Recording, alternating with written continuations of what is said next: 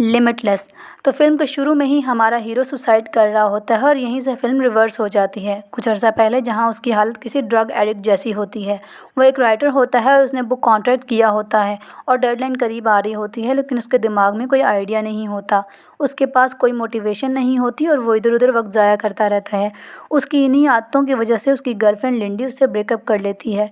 घर जाते हुए रास्ते में उसे वर्नन मिल जाता है, जो उसकी एक्स वाइफ मलीसा का भाई होता है। वर्नन उसे एक पिल देता है और साथ में अपना कार्ड भी देता है। वो कहता है ये मार्केट में भी नई आई है और इसका नाम NZT48 है। ये ड्रग उसे अपने माइंड का 100% इस्तेमाल करने में हेल्प करेगी। एडी घर वापस आते हुए मलीसा के बारे में सोचता रहता है कि वो कितनी स्मार्ट थी। वो बिना सोचे समझे उस पिल को वैसे ही खा लेता है। जब अपने फ्लोर पर आता है तो उसके लैंडलॉर्ड की बीवी उस पर गुस्सा कर रही होती है, क्योंकि उसने किराया नहीं दिया होता। इतने में पिल अपना असर दिखाना शुरू कर देती है और उसकी नज़र उसके बैग में एक बुक पर पड़ती है और एडी को याद आ जाता है कि उसने ये किताब पहले भी देखी है। ये एक लॉ की बुक है और वो उस औरत से लॉ के बारे में बात करना शुरू कर देता है और वो एडी से इम्प्रेस हो जाती है। दोनों मिलकर रिसर्च थीसिस मुकम्मल करते हैं और एडी उस पिल की ताकत से इम्प्रेस हो जाता है। वो अपने इर्द गिर्द देखता है कि उसका अपार्टमेंट कितना गंदा है। वो अपना पूरा अपार्टमेंट साफ़ करता है और बैठकर लिखना शुरू कर देता है और यहीं पूरी किताब मुकम्मल कर लेता है, जैसे वर्ड्स खुद ब खुद उसके दिमाग में आ रहे हों। अगली सुबह पिल्स का असर ख़त्म हो चुका होता है। वो अपनी बुक एडिटर को देता है और वो हैरान हो जाती है कि एडी ने बुक इतनी जल्दी कैसे लिख ली। जब वो घर जाता है तो उसकी एडिटर ने बहुत से मैसेजेस किए होते हैं। वो उसकी लिखी हुई बुक से इम्प्रेस हो चुकी होती है। वो वर्नन के अपार्टमेंट चला जाता है। जब वो दरवाज़ा खोलता है तो वर्नन के चेहरे पर मारपीट के निशान होते हैं। वो एडी को कुछ नहीं बताता कि उसके साथ ये सब किसने किया और उसे अपनी लॉन्ड्री और अपने लिए खाना लाने के लिए भेज देता है। एडी को पिल चाहिए थी तो वो उसकी हर बात मानता है। जब वो वापस आता है तो वहाँ वर्नन की डेड बॉडी पड़ी होती है। एडी डर जाता है और वो पुलिस को कॉल करता है, लेकिन तभी उसको पिल ढूंढने का आइडिया आता है। वो पिल्स ढूंढता है और उसे पिल्स का पूरा पाउच, उसके साथ बहुत से पैसे और वर्नन की डायरी मिलती है। इतने में वहाँ पुलिस आ जाती है और वो ये सब कुछ छुपा लेता है और दरवाज़ा खोलता है। पुलिस स्टेशन में उसकी मलीसा से फ़ोन पर बात होती है। वो पिल्स खाना शुरू कर देता है और अपना पूरा लाइफस्टाइल चेंज कर लेता है। वो हेयर कट करवाता है, जिम जाता है, अच्छे कपड़े पहनता है और 4 दिन में पियानो बजाना सीख लेता है। वो पोकर भी खेलता है और न्यू लैंग्वेजेस भी सीखता है। उसके पास हर टॉपिक पर बोलने के लिए बहुत कुछ होता है और लोग उससे इम्प्रेस होना शुरू हो जाते हैं। एक पार्टी से जाते हुए उसे एक आदमी केविन डॉयल अपना कार्ड देता है।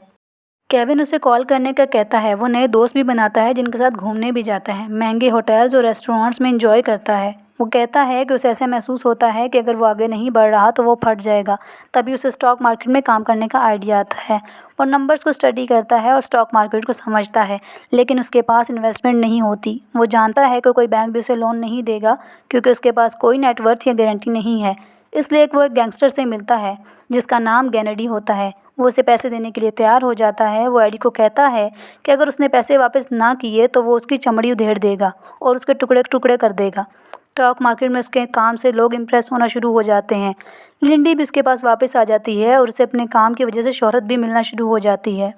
एक टैन कोट वाला आदमी उसका पीछा करना शुरू कर देता है। केविन उसकी मुलाकात कार्ल वैन लून से करवाता है। कार्ल वैन लून बहुत बड़ा बिजनेसमैन होता है। उसे एडी से मिलकर बहुत खुशी होती है।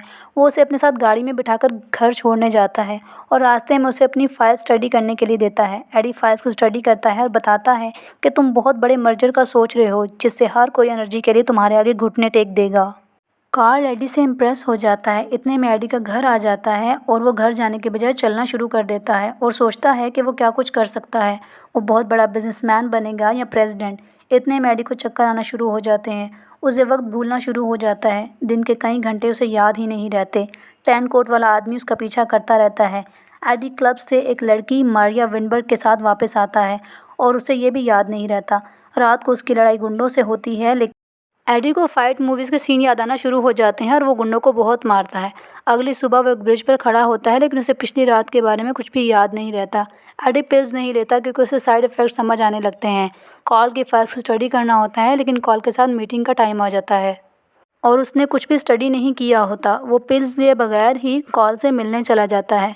यहाँ न्यूज़ चैनल पर मारिया विनबर्ग के मर्डर की न्यूज़ चल रही होती है, जो क्लब से एडी के साथ होटल रूम में आई थी। एडी अपनी अटेंशन न्यूज़ से हटा नहीं सकता और वो मीटिंग छोड़कर भाग जाता है और उल्टी करना शुरू कर देता है। वो वर्नन की डायरी से उसके सारे NZT48 के कस्टमर्स को कॉल करना शुरू कर देता है। NZT खाने वाला हर शख्स या तो मर चुका था या हॉस्पिटलाइज था।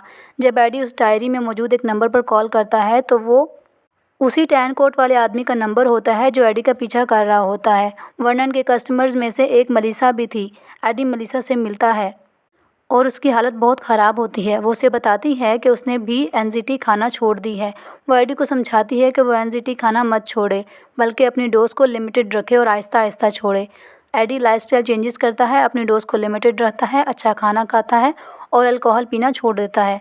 उस वक्त उसके पास एक एनजीटी पिल होती है। यहाँ गैनेडी आ जाता है और वो उसे पीटना शुरू कर देता है। एडी वो पिल खाने की कोशिश करता है, लेकिन गैनेडी वो पिल उससे छीन लेता है और ख़ुद खा लेता है। एडी बैंक जाता है और बैंक से पैसे निकलवा कर गैनेडी को देता है। एडी की हालत बिगड़ना शुरू हो जाती है और वो लिंडी के ऑफिस चला जाता है। वो लिंडी को सब कुछ बता देता है और उसे पिल्स का लाने का कहता है। उसने एनजीटी की पिल्स लिंडी के अपार्टमेंट में छुपा रखी थी। लिंडी वो पिल्स लेने जाती है, लेकिन वापसी पर टैन कोट वाला आदमी उसके पीछे लग जाता है। लिंडी एक जगह छुप जाती है और एडी को फ़ोन करती है और बताती है कि वो आदमी उसे मार डालेगा। तो एडी उसे एक एनजीटी की पिल खाने का कहता है। लिंडी एक पिल खाती है और वहाँ एक आइस स्केटिंग पार्क में भाग जाती है। टैन कोट वाला आदमी भी उसके पीछे भाग रहा होता है।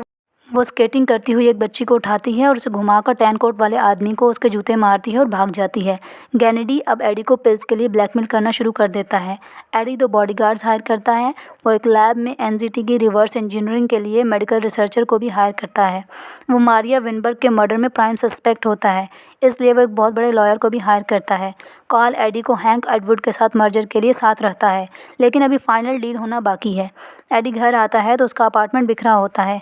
वो अपना अपार्टमेंट बदल लेता है, लेकिन गैनेडी उसे पिल्स के लिए ब्लैकमेल करता रहता है। मर्जर के लिए फाइनल डील होने वाली होती है, लेकिन हैंक एडवुड, जिसके साथ मर्जर की डील होनी होती है, वो कोमा में चला जाता है।